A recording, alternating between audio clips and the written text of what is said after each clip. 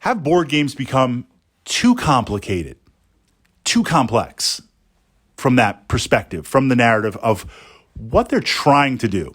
And is that complexity, when combined with the current presentation of board games, and by that I mean beautiful miniatures, heroic scale miniatures, sometimes included 3D terrain, artwork, cards, tokens, beautiful boards, beautiful maps, does the complexity take away from it? So jumping into board games years ago, it was more like war games. I played a lot of Avalon Hill stuff, Web and Starship like crazy. That was kind of the first foray in. We were playing historicals. We were playing Warhammer 40,000, miniature-based games. And of course, the narrative there is, yes, the rules, the fun, the build, and the paint, but you are setting up this massive table, and you have all these miniatures, and that would take time, and that would take commitment. Some of the bigger DBA, DBN battles, historical battles we played, that was an all-day event. I mean, truly it was epic. Truly it was epic. You would step back and see all these miniatures painted and the terrain and everything, and you really felt like you were participating in that moment in something. But as soon as I discovered board games / war games, Ogre also, a lot of time playing Ogre, it was amazing because we got to get that war game in, and yes, we weren't playing with miniatures and they were tokens and counters, but you could play it fast. It was portable. You could set it up. You could get that wargaming experience.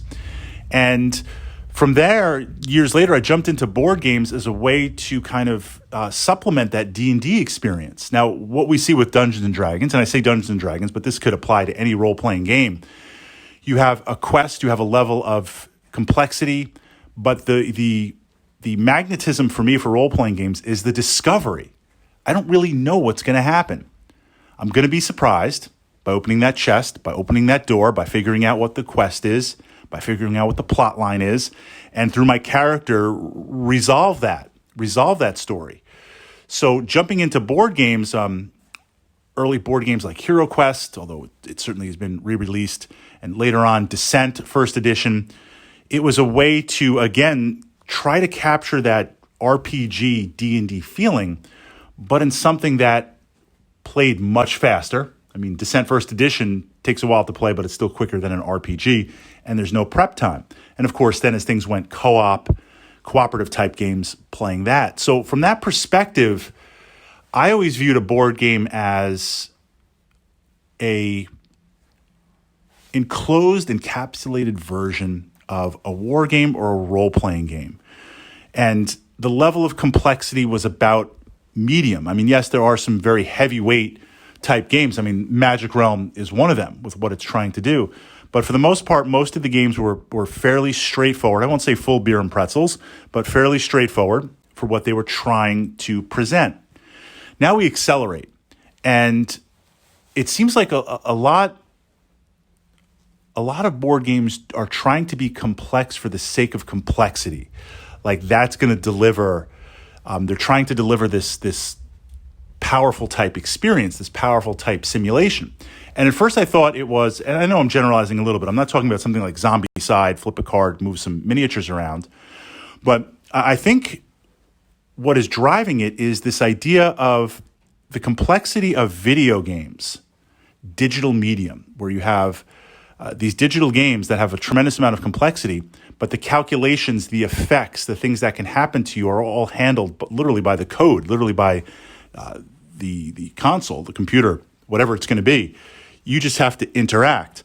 I think like game design is trying to switch from, we're trying to model and mold a role-playing game or a war game, to now we're trying to simulate a digital experience. We're trying to simulate a video game. And some do it well, some not so well.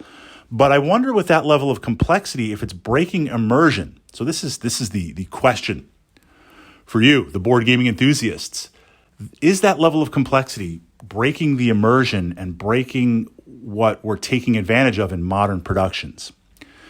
I'm going to say Zombicide Invader. I mean, it is a simplistic type game, and I don't mean that as a criticism. I love the title.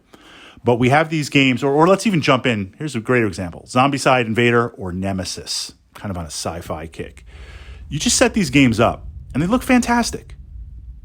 Amazing miniatures, right? Great components. The card, the artwork, it has that feeling, even if I don't know what's going on in the games in play and set up, if I'm looking at it, it has that feeling of like I'm immersed in that universe because you interact visually and physically with the miniatures, with the placement, with the rolling of the components, the flipping of the cards, the dice, the tokens. It creates a very interesting experience. And I find in games that have an amazing visual presentation, we are long past just a couple of counters, square counters, cardboard counters, and a crude hex map. We're beyond that. We've been beyond that forever. Things are way, way over the top now with production quality, which is an absolutely fantastic thing. But I find in some games, the visuals are beautiful, everything's beautiful, but the rules are so complex or trying to be so complex, it takes away, it breaks that immersion. It's almost like replicate the video game experience, the digital experience, with a little less complexity. And that's okay. I don't need to do everything. I don't need to be hit with 10 different conditions, paralysis, stun, sleep, frenzy. I don't need all these different rules and all these different conditions. Have a few. Have none. Just make it a little bit more straightforward. But don't break that immersion, especially when you have the components working in your favor. So and I'm generalizing here, for the most part, do you find more and more titles becoming more complex? Stuff that's making Mage Knight look like baby cakes. And is that complexity too much? Should things be toning down a little bit? And again, I'm not saying there isn't a market for complex board games, but is it getting in the way of delivering that encapsulated experience?